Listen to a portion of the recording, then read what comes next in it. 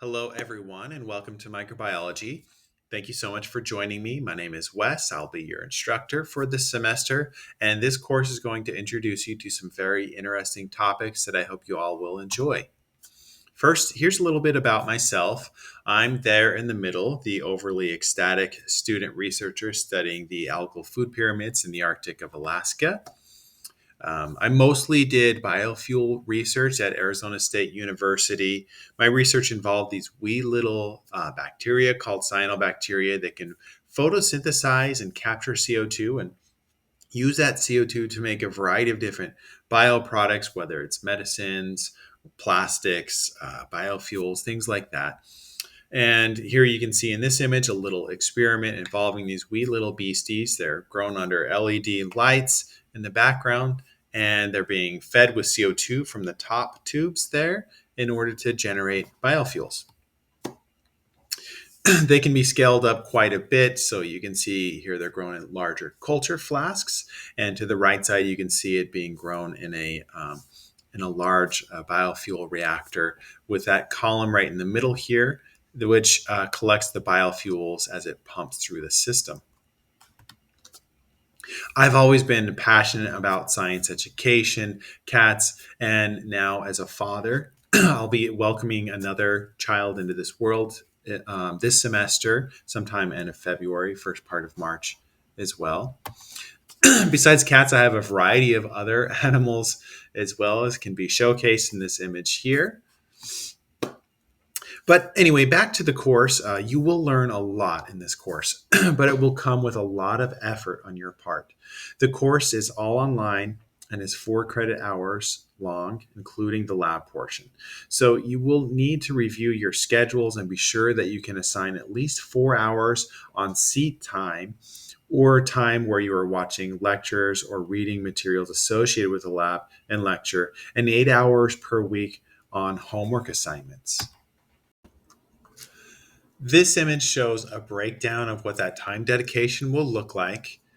So, at the college level, you're expected to do about 2 to 3 hours of independent study time per week per every credit hour for that class.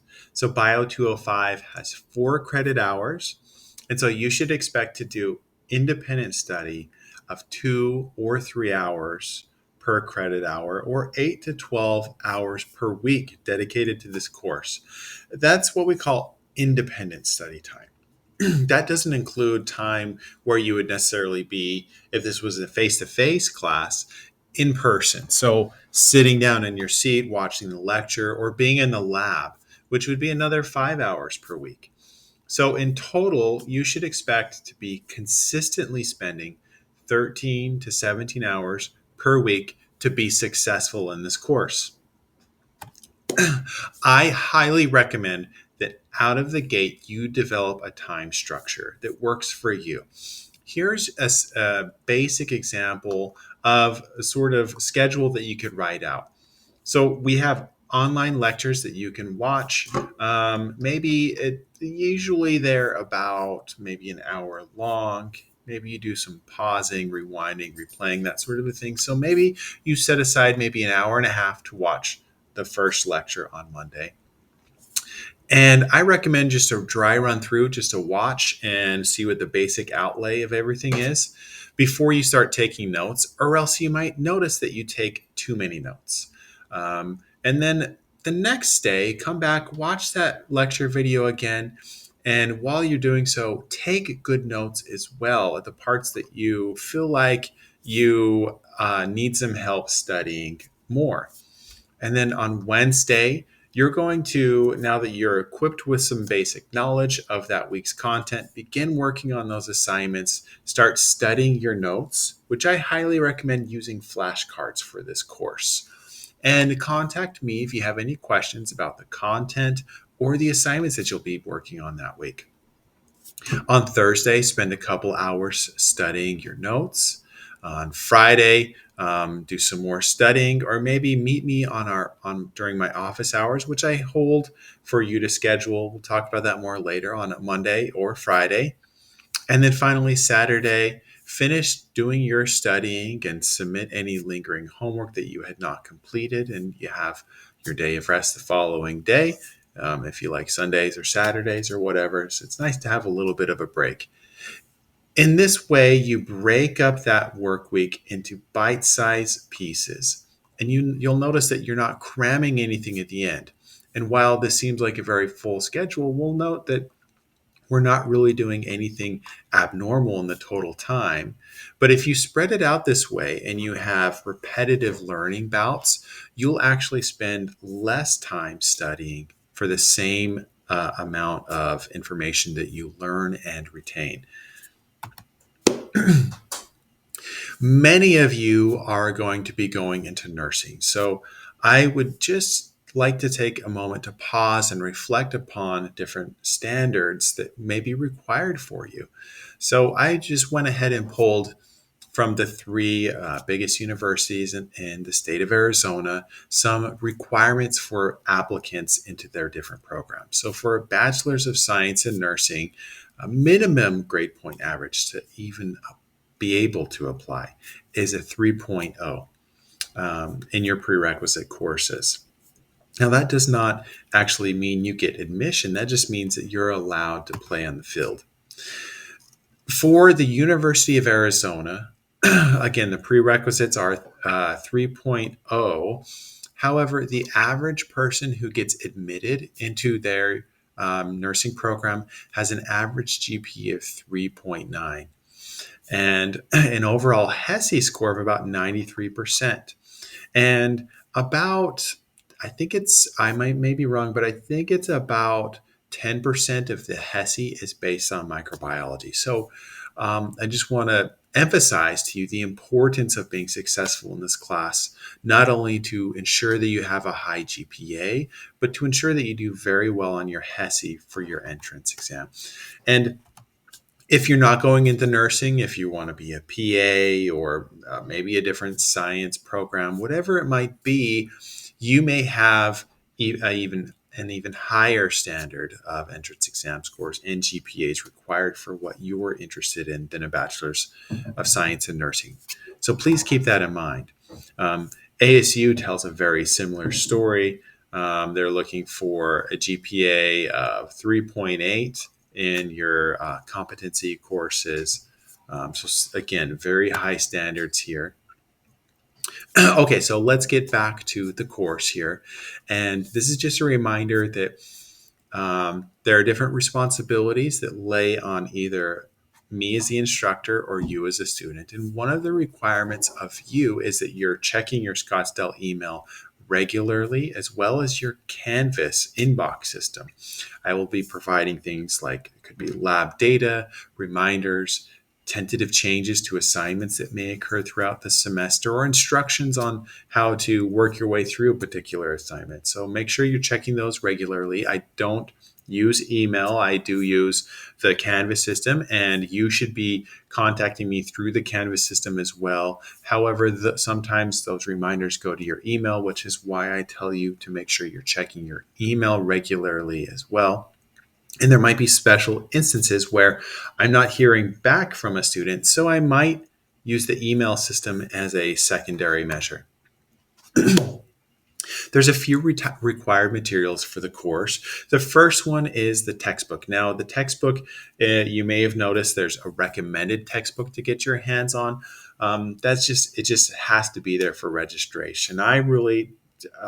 It doesn't really matter if you use a hard copy, or you can use the free online version by just going to the OpenStax website, navigating to the microbiology textbook, which is free on there. It's just as good. And you very, very rarely have to crack that book open. Pretty much everything that we will cover will be in the lectures and the lab materials that I provide. Additionally, you will need to be able to use Google Cloud products such as Google Docs for writing up papers and reports, so on and so forth. I do not accept Apple Docs. If you send me that, I can't open them, so they'll be rejected. So make sure you're using Google Docs or Preferably, you're using Microsoft products. Microsoft 365 is available to all students at SCC, so there's really no reason why we can't use them. For office hours, I do use Zoom. I am an adjunct. I don't have an office there. I don't work on campus. I work just virtually, and this is the only class that I teach at SCC. So we will be doing any office hours through Zoom. Next, we have our exam proctoring system. This is called Respondus Lockdown Monitor. It requires a laptop that you own so that you have the rights and permissions in order to download this software program. So work computer is not going to work. Unfortunately, the Scottsdale libraries also do not have this software. So this is kind of the big one, that you have a laptop or a personal computer, not a tablet, which will not work, that you can use and download this software program, as well as there'll be another program for our gene editing labs. This is SnapGene. SnapGene, you will use a temporary registration product, a free trial product. So don't download it right now because it has an expiration date on it. But we'll get started right away with that Respondus Lockdown Monitor. And then lastly, your computer that you're going to dedicate to this course, it needs to have both a camera and a working microphone, because those will work in conjunction with the Respondus Lockdown Monitor software. All right, so let's talk about our exams. Exams are just going to be focused strictly on the concepts developed in that unit. The lecture and the labs are combined into a single exam together. There is no cumulative exams in this course. They're just based on individual units themselves. And they may include all sorts of different forms of questions: multiple choice, matching, fill in the blank, essay, or different problem solving questions. I require students to write and complete sentences and use correct grammar. It's really key that you pay attention to trying to express what you're trying to get across in words, because I'm not going to second guess what a student is trying to say or what they try and read between the lines. So you want to take your time, make sure you write things clearly what you mean. Each exam is going to be available. Actually, I've changed this, so you're not just going to have 3 days. You're going to have 5 days, the whole week, in order to take an exam. But they are going to be on strict days that they're open and closed for you to take them. So if you sign up for this class thinking that it was asynchronous and you could complete it at any time you wanted, this class is not right for you. While the lectures are asynchronous and you can watch those lectures when you want and you can work on the assignments on your own time, there are due dates in this class, and that's perfectly okay to do in this format. And yeah, for any makeup exams, there's the possibility for makeup exams, but I do require documentation. So you will have to provide a doctor's note or a court summons, or it might be a note from your coach if you play sports, or if there's other school sanctioned from SCC programs that you're a part of that conflict with the schedule. But keep in mind that that's why I have windows of availability for the exams, so that if you have a date that is going to conflict and you should know ahead of time, for example, if you play sports, I expect you to take that exam earlier then, so it does not interfere with the flow of the course. Okay, now back to the Respondus Lockdown Monitor. This program is basically, it locks down your computer. And what that means is you can't use different browsers or anything like that at the time of taking the exam. It requires the use of a laptop or a personal computer. Tablets do not work. So if you're having issues, it might be because you're trying to use it on a tablet. And you'll also need to have a microphone and a camera that works on that computer. All exams are going to use this program. And it will also require you to do a room scan. It's called an environmental scan. of the room, and that's to make sure that we're upholding the testing integrity as if you were in a testing center. You do not have to use this program. You don't have to do these tests remotely. I do allow certain students, if they don't feel comfortable showing their testing environment, that you can take it at the testing center. You'll have to let me know, and I will set up, I will contact the SCC testing center for you to show up and take it on site there. But those are the only two options that I provide for students in this class. Lab assignments, there's 12 lab experiments. You can see the lab schedule for the due dates there. There's also a library project, which is a writing assignment that you will do. It'll be due towards the end of the semester. And there's going to be 4 different exams. Again, each exam is a combined lecture and lab for that unit. They're worth 100 points each. They're closed note, they're closed internet, closed friends, et cetera, et cetera. So no outside resources are allowed, not even scratch paper, because that, again, makes it difficult to keep track of the testing integrity. So not even scratch paper is allowed. For the lecture videos, it might seem a little confusing. What you'll notice is that you have units and it'll list the videos there for you to click on to watch, but it will take you to the Canvas page here for that link. And it'll have like a sign that says basically that there's a dead video here.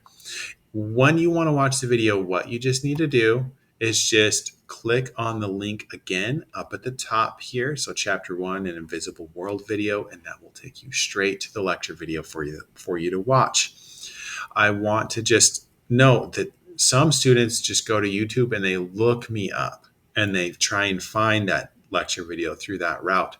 You, in all probability, will watch a prior semester's video, which probably has more view counts, and the YouTube algorithm is going to tell you to watch that old video, which may have the wrong checkpoint questions, and therefore it's not going to line up for the checkpoint questions.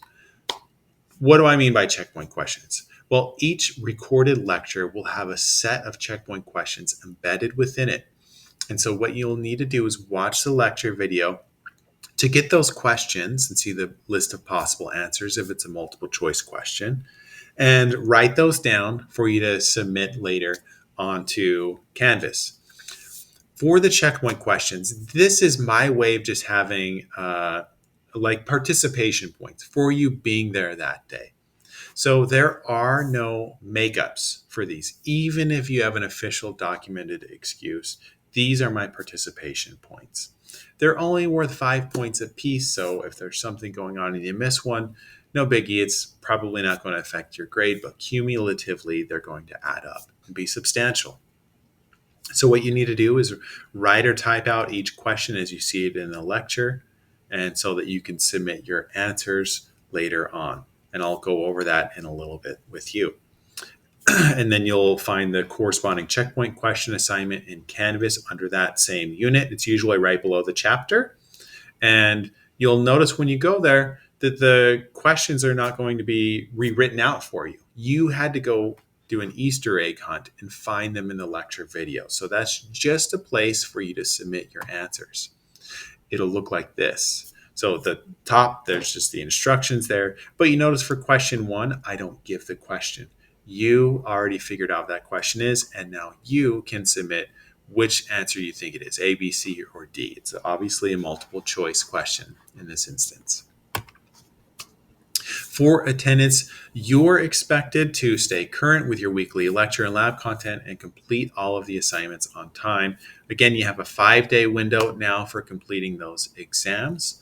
Make sure you're comparing your schedule if anything comes up. So, I expect if you knew something was coming up on Friday, then you shouldn't reach out to me and say, oh, I have an event on Friday, I can't come. Well, why didn't you take it Thursday? So that will be on you to make sure you coordinate those with your own schedule. This is a common policy. You can only miss up to 2 labs maximum, whether they're excused or not. If you miss more than 2 lab. So if you miss the third lab, you'll automatically need to be you should withdraw yourself if possible, or you may receive a failing grade at the end of the semester, because if you miss more than two labs, so three labs or more, then you have missed an essential component of the science component here. Labs will be closed after the due date, but they can be reopened. So they're a little bit different than checkpoint questions. You can turn them in late. You will receive a 10% deduction for the total points possible per week late, up to 2 weeks. A little bit about academic integrity.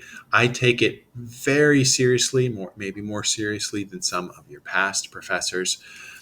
So I screen all written assignments for plagiarism with plagiarism software, and I spend a lot of time doing this. So please be very careful that you're not in violation of this rule here. It will not be tolerated. Everything must be written down in your own words. And what does that mean? It means that you're not just going to Google and using or other search engines to provide your answers for you. And important to note in this day and age, using AI to answer your questions. You need to use your textbook and lecture materials to do so, and write those things down in your own words. The first infraction is a 0 score on your assignment, and the second infraction will be a failure due to academic dishonesty. Let's just go over what writing in your own words looks like. So I think it can be a little confusing at times. So here's an example. The question is, what is environmental science? Britannica, you could do a search. You come to Britannica.com. It says environmental science is an interdisciplinary academic field that draws on ecology, geology, meteorology, biology, chemistry, engineering, physics to study environmental problems and human impacts on the environment. So the student observes that answer there instead of using the lecture material or the textbook. And the student basically puts that answer down, only tweaks a couple of things, adds some pronouns there, reorders the list there, and maybe changes a couple synonyms, finds a couple synonyms for words. This student has not written this in his own words or her words.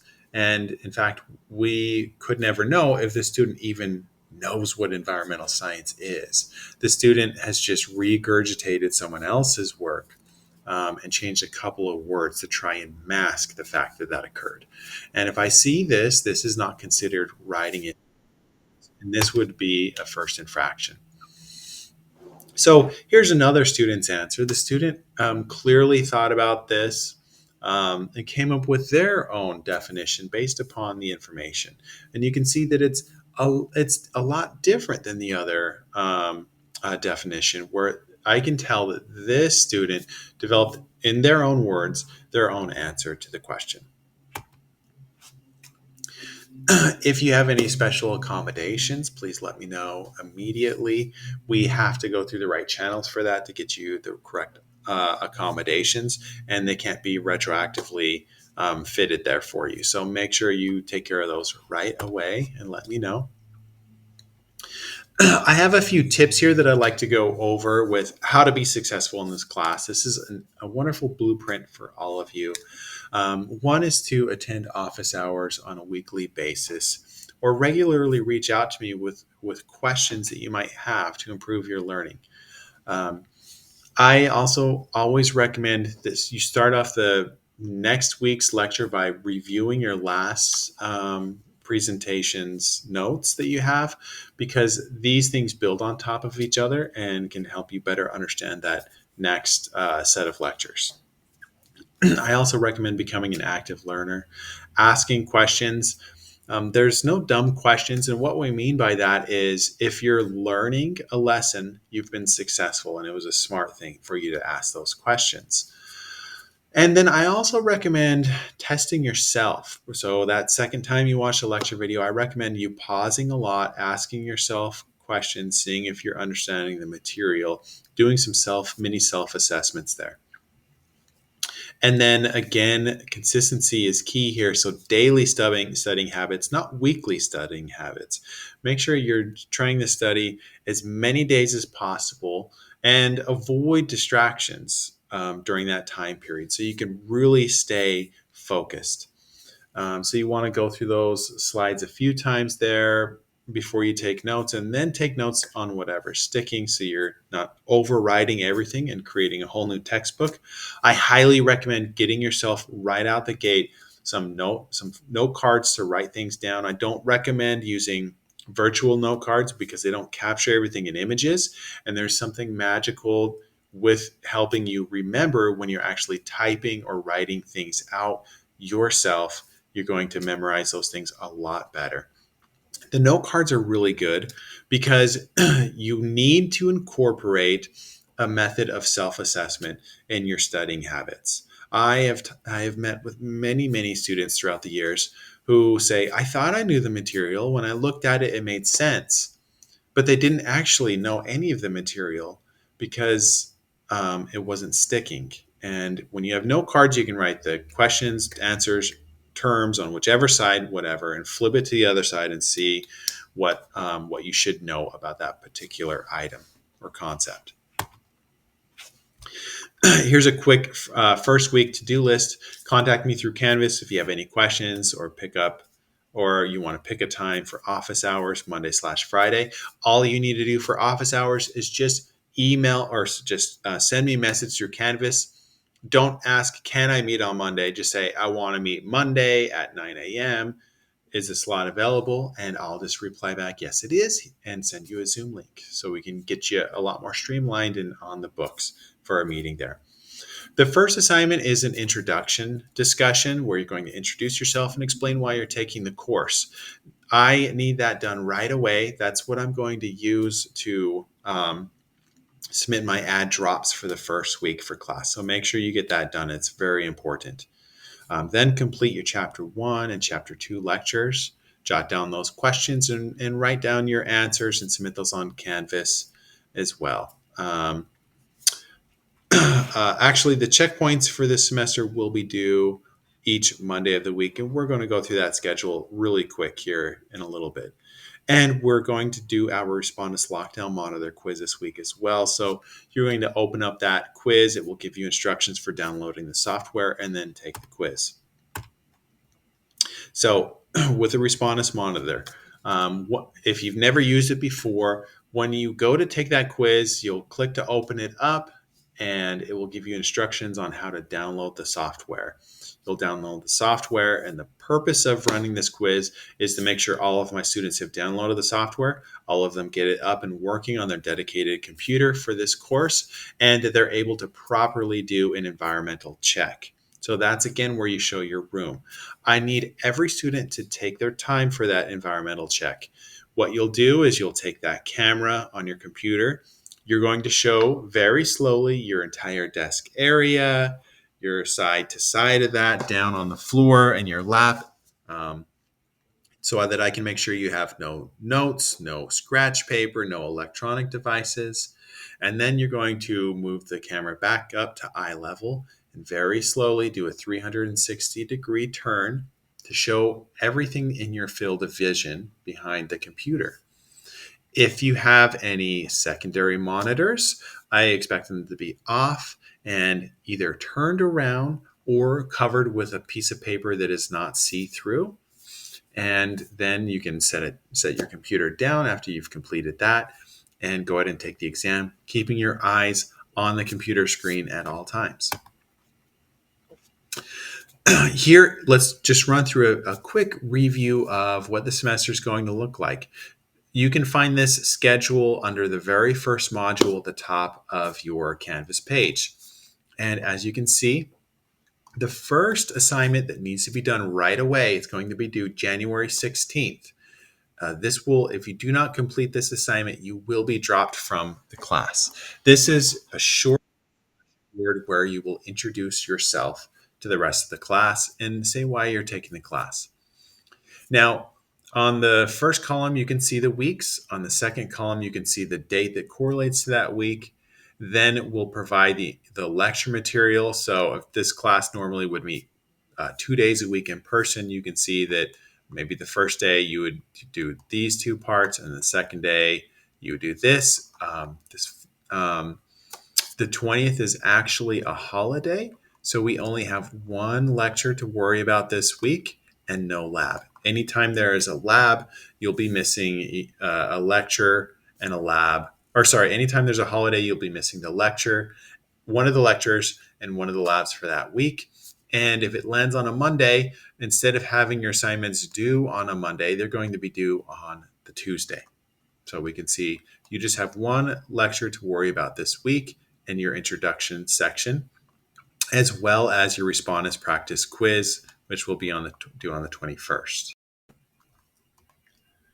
And you can see for the subsequent weeks where there is not a holiday, you'll have 2 lectures due and 1 lab due, and those assignments will be due on that Monday. So the weeks kind of are staggered. They're not Sunday through Saturday. They're actually Tuesday through Monday. And then the next one starts on the following Tuesday through Monday. And your assignments are typically due that very last day or the Monday of that week, except for holidays. All right. So as we can see, we get down through our first 5 weeks, and you're going to have your first exam.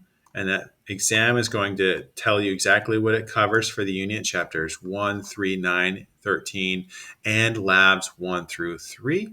And over here at the last column for the due dates, you can see in red correlates to exam 1. You'll have February 17th through the 21st to take that exam. One final note I will show for this first unit is we're going to do a semester-long project. It's called the Winogradsky Lab, and it will require students to go out and collect a soil sample. And this is the week before that setup occurs. So I have a note here that students should go out and collect a soil sample for that column. Instructions are going to be online for that. I won't get into the details. So we can see here in the second unit that is lab 4, setting up those Winogradsky columns to run throughout the rest of the semester. Not too much to talk about here except for spring break. Spring break is the week of March 10th through the 16th. And because our weeks are staggered from a Tuesday through the weekend to the next Monday, spring break actually lies on both our week 8 and week 9 for the course. Consequently, for week 8, you do not have a second lecture. And because I want to get you out of here before spring break starts, this lecture and this lab are actually due on that Friday before spring break. Also, when we come back at the end of spring break, you will not have a first lecture there, and we will have our exam 2 that covers 8, 6, and 11 chapters, as well as labs 4, 5, and 6, and no lab because, again, there's a spring break for that week.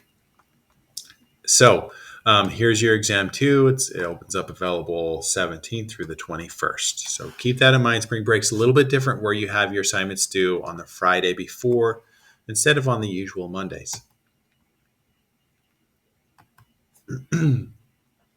Unit 3. Unit 3 is, some people really love these 2 labs here, but Unit 3, you get to do a little genetic engineering virtually. And so this is the Lab 7 and Lab 8. It's really important for you to get an early start on Lab 7. If you have issues, reach out to me and we can meet during my office hours and I will walk you through it before the due date. Because you need to finish Lab 7 as that segues into Lab 8. And if you miss these 2 labs, my goodness, we've missed the 2 labs for the semester. You miss one more and you're done for the class. So this is very important to stay on point for Lab 7 and Lab 8. Start them early. Additionally, you will be doing a library lab where you learn about how to do research for science, and you're going to need to select a disease topic. this disease has to be a human pathogen. It needs to be a disease caused by a human pathogen, a parasite, a bacterium, or a virus, or some sort of virus.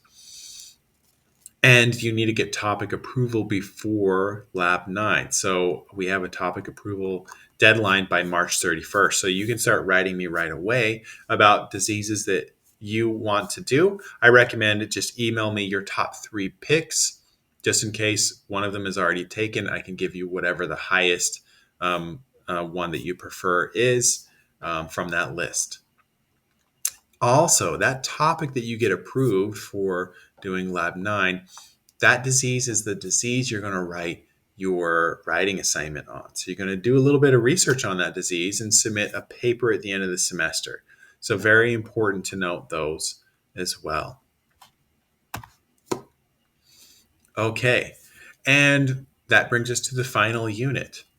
So the final unit is basically we're going to cover at rapid succession several different types of pathogens out there, 21 through 24. We do have diseases of the immune system as well, chapter 19. Where it gets really busy is the other things. We're going to be wrapping up that Winogradsky column report. Throughout the semester, you're going to be observing these, what we call Winogradsky columns, and they're going to slowly cultivate microbes. And each week, you're going to take a photo of your columns and you're going to write 1 to 2 paragraphs, comparing and contrasting the columns, the changes, and how they differ from each other. And then at that lab on this week 15, you're going to collate all of those together in a single Word document or PDF, along with a 2-page summary that summarizes everything all together. So that's a big assignment right there. And then week 16, you'll finish up that writing assignment. So that will be due on May 5th. And thereafter, you'll be able to do your final exam between the 5th and the 8th. And that'll close out the semester, I believe, on a Thursday. Okay. And that's it for now. Thank you so much for watching the video. Again, if any of you have any questions, please reach out to me through Canvas. And if you want to meet in person and talk about things for a quick chat, you can see my office hours are on Monday and Friday by appointment. Look at my syllabus to see what those times are and send me a message saying, hey, I'd like to meet on this day at this time, and I'll get you scheduled for it. Anyway, thank you so much. I'm very excited to meet you all. Make sure you get your weekly assignments done on time today, and I look forward to hearing more from all